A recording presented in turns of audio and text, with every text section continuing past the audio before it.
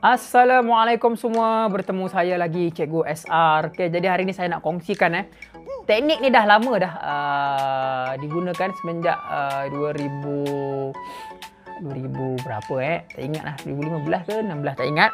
Jadi teknik ni diberi nama, teknik ni sebelum tu teknik menulis isi karangan. Saya yakin dan percaya murid-murid ataupun cikgu semua, kita dah ada pelbagai teknik sekarang ni. Sebut saja apa, imbakub dan macam-macam lagi lah. Jadi sekarang ni saya cuma nak berkongsi, kalau rasa berguna boleh gunakan. Okey. Nama teknik ni ialah teknik Tohu Chon Pe Pe. Okey, Tohu Chon Pe Pe ni pun sama macam teknik pendahuluan dengan penutupan yang saya dah kongsi. Merupakan teknik akronim yang mana pelajar perlu ingatlah akronim ni. Tohu Chon Pe Pe. Apa itu Tohu Chon Pe Pe? To tu topik, Hu tu huraian, Chon contoh, Pe peribahasa dan Pe yang terakhir ialah penegasan.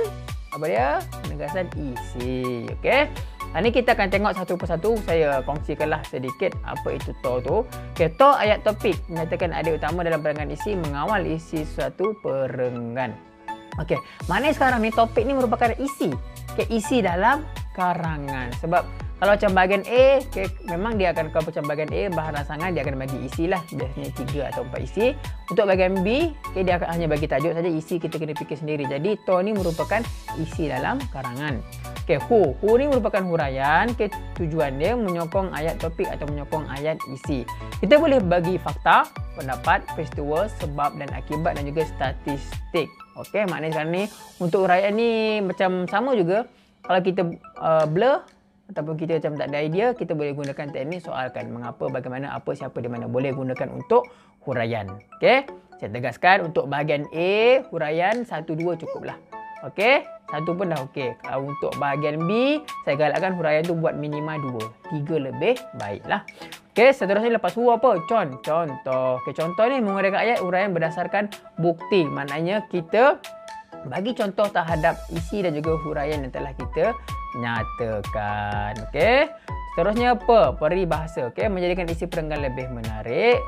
Okey, perlu sesuai dengan konteks ayat. Okey, maksud sesuai itu kadang-kadang pelajar menulis peribahasa tetapi peribahasa itu tak berkaitan pun dengan apa yang ditulis. Okey, saya bagi satu contoh. Okey. Pihak kerajaan perlulah tegas dalam menguatkan undang-undang.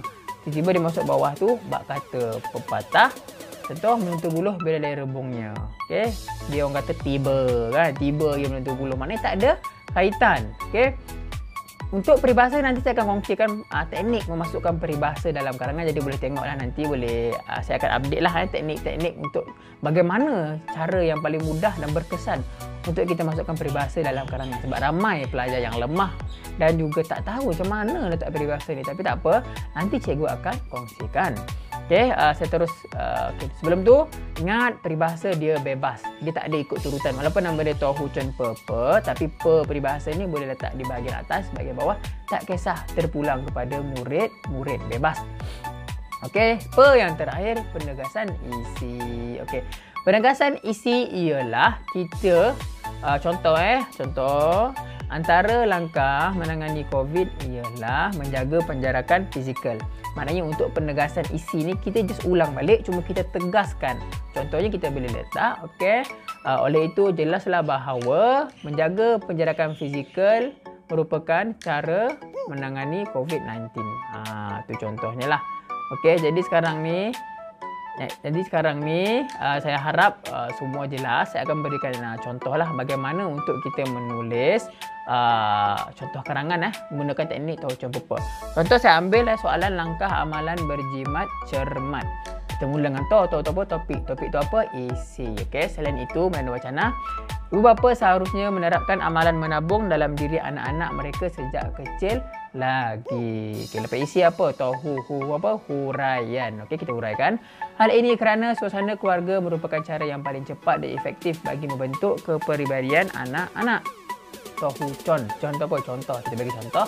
Contohnya, ibu bapa menyimpan duit anak-anak di dalam bank dan membelikan tabung untuk anak mereka supaya anak-anak boleh menabung sejak kecil lagi. Okey, lepas contoh apa?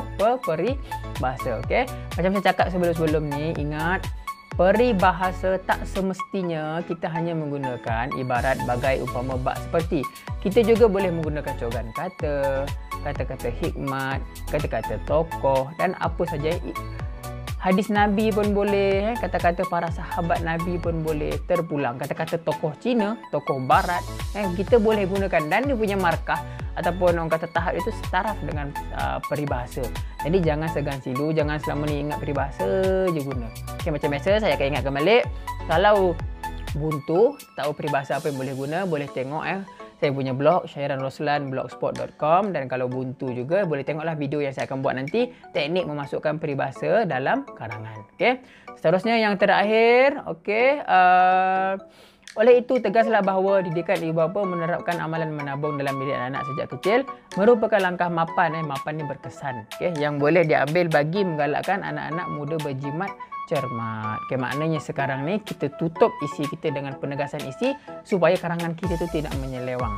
Maksudnya dia tegas ataupun kekal. Maknanya kita kata isi dia tadi, ibu bapa menabung mendidik anak, okey, menabung sejak kecil. Jadi penegasan isi pun kita sebut perkara yang sama. Jangan tiba-tiba atas kata ibu bapa, bawah tiba-tiba pula kerajaan. Jadi dia jadi lain, mudah menyimpang. Okey. Jadi saya rasa itu saja perkongsian saya untuk teknik menulis isi. Macam biasa, jika ada sebarang soalan, boleh nyatakan di ruangan komen, dan saya harap perkongsian saya bermanfaat. Kita jumpa lagi. Itu sahaja dari saya, Cikgu SR. Terima kasih. Assalamualaikum. Terima kasih kerana menonton video saya sehingga habis. Saya harap semua sudi like, komen dan juga sebarkan video ini agar manfaatnya dapat kita kongsikan bersama. Saya Cikgu SR. Jumpa lagi. Assalamualaikum.